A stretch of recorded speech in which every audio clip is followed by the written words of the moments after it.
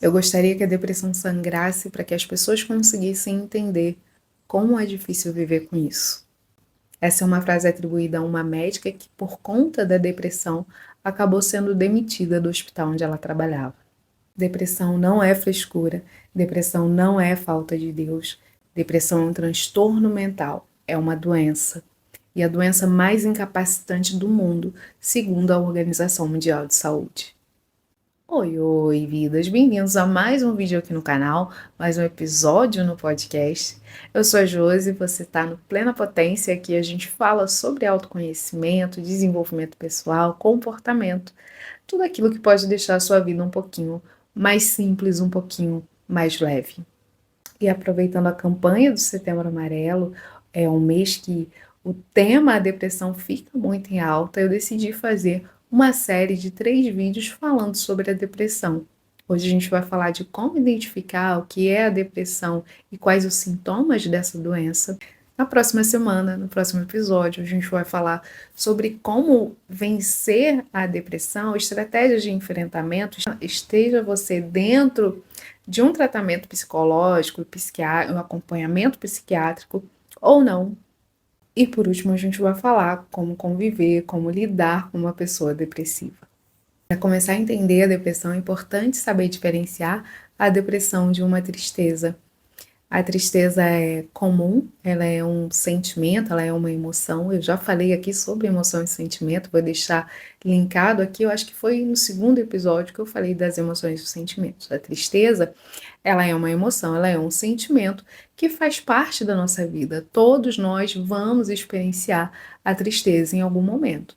A depressão, ela vai ser experienciada por algumas pessoas em algum momento da vida. É um outro nível de dor. Uma outra diferença importante também entre a depressão e a tristeza é o fator específico. A tristeza, a gente sabe identificar o que nos impulsionou para aquele estado emocional negativo. A depressão, a gente pode até ligar a algum fator à depressão, mas a verdade é que a depressão ela não tem um fator específico, ela é multifatorial. O que causa a depressão é a junção de diversos fatores. E aí a gente vai falar agora um pouquinho de quais são esses fatores que acabam desencadeando um transtorno mental, a doença, depressão.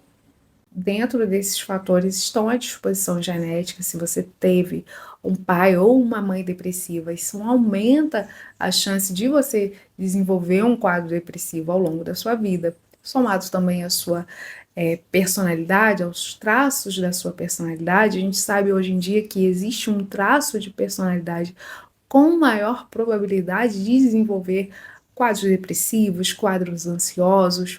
Então, se você estiver dentro desse traço de personalidade, a sua chance é muito maior. Um outro fator que contribui para o surgimento da depressão é, com certeza, o estilo de vida. Eu já falei aqui também em outros vídeos e eu vou continuar falando que o estilo de vida tem muito impacto na sua saúde mental. Então, se é uma pessoa sedentária, uma pessoa que se alimenta mal, que dorme mal, isso aumenta a chance de você desenvolver um quadro depressivo. Aliado a isso, a gente tem também a história de vida, a experiência de vida dessa pessoa. Tudo isso junto, tudo isso associado, vai aumentando aí a chance de você desenvolver um quadro depressivo ao longo da sua vida. E claro, existem também, assim como na tristeza, é, algum, alguns gatilhos do ambiente, alguns acontecimentos que nos impulsionam para um quadro depressivo. E aí a gente pode falar do falecimento de alguém, da separação, que é tão traumática, é tão difícil para todo mundo. A gente pode falar também da perda do emprego, do poder aquisitivo. Tudo isso, tudo que muda a nossa situação de vida, pode sim funcionar como um desencadeador da depressão. Mas tenha sempre em mente que não é um só fator, é sempre a junção desses fatores. De repente, até num tratamento psiquiátrico e psicológico, você conseguir descobrir aí quais desses fatores contribuíram para o aparecimento da doença. E assim como qualquer outra doença, a depressão ela tem as suas características, ela tem os seus sintomas. Então a gente vai falar agora sobre esses sintomas e não basta que você tenha um, dois sintomas, né? É importante que você tenha pelo menos 4 desses sintomas que eu vou te falar agora por um tempo superior a 2 semanas. Então, o sintoma mais comum, é o sintoma que está aí no senso comum, é a tristeza profunda. O que diferencia a tristeza sentimento, a tristeza emoção, da tristeza num quadro depressivo é justamente a duração e a intensidade dessa tristeza. Mas para além dessa tristeza, e nem sempre a tristeza está tão aparente assim, a gente tem outras características que são só percebidas pela própria pessoa que está passando por um quadro depressivo. Então a pessoa começa a experienciar um desânimo constante, aquela vontade de nem sair da cama de manhã. Muitas vezes a pessoa consegue, né? Ela não para do nada de fazer as coisas, ela não para de funcionar do nada. Então ela vai parando aos poucos. Esse começa com um sacrifício para levantar da cama de manhã, depois a pessoa começa a sentir um peso, como se o corpo fosse um peso, então ela fica se arrastando o dia inteiro. Fazer pequenas tarefas é muito difícil, se torna muito difícil. Um outro sintoma muito comum é a apatia, é a falta de vontade, de interesse de fazer qualquer coisa. Coisas que antes eram interessantes, que antes a pessoa tinha vontade de fazer, então ela não tem mais vontade de estar com os amigos, de ver um filme, de brincar com o animalzinho de estimação dela. A pessoa passa a ter uma ausência de emoções positivas, ela não consegue mais sentir alegria, prazer, motivação, esperança. É um profundo sentimento de indiferença, de tanto faz, é uma espécie de congelamento emocional das emoções positivas, porque as emoções negativas essa pessoa continua sentindo.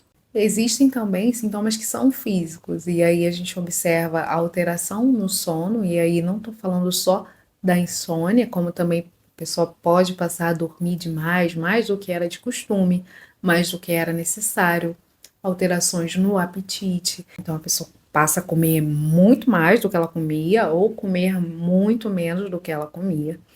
E é por isso, né? E é bom até que tenha essa campanha aí da gente não ficar fazendo comentários sobre o corpo da pessoa, né? Porque se a pessoa está num quadro depressivo, que seja um quadro depressivo, e ela está comendo demais, ela vai engordar, essa consequência, ou ela vai emagrecer. Então, a alteração do peso é uma consequência aí dessa doença também. Na parte cognitiva, o que se observa é a baixa do foco, a falta de concentração e até mesmo a dificuldade para tomar decisões. Um outro fator importante relacionado ao estado emocional de uma pessoa depressiva é o sentimento de culpa, de inutilidade, a baixa autoestima, os pensamentos negativos que são tão constantes numa pessoa depressiva.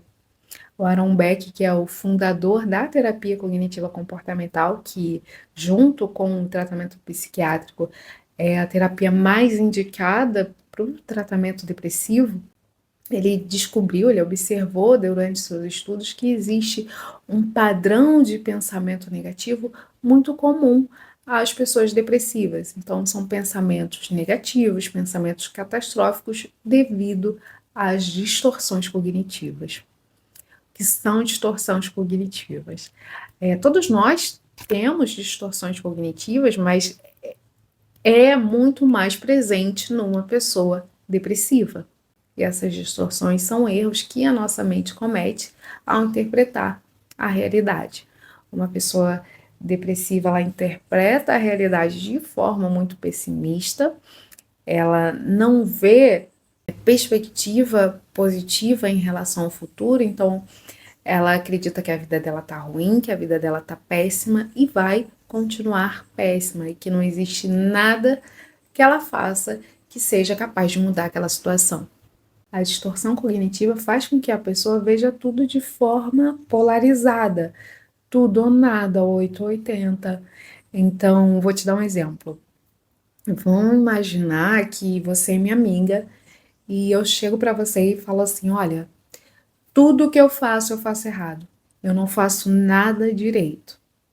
Você pensando de forma racional, você pensando no meio termo das coisas, você vai me dizer: "Olha, Josi, eu acredito que você tenha falhas, que você cometa erros, mas eu também sei que você faz alguma coisa direito, porque não existe ninguém no mundo que faça tudo, absolutamente tudo errado o tempo todo."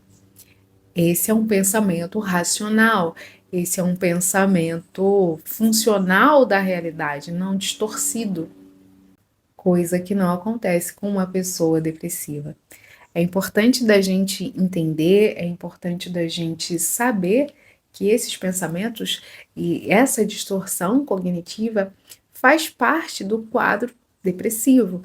A pessoa não está agindo dessa forma porque muitas vezes a gente tenta, né, de um lugar de mais positividade, de mais racionalidade, trazer a pessoa de volta, fazer com que a pessoa tenha um pouco mais de esperança, um pouco mais de motivação na vida, e a gente não consegue, porque parece que a pessoa fica martelando que não vai dar certo, que para ela não dá certo, que ela é um fracasso, que a vida dela dá tudo errado.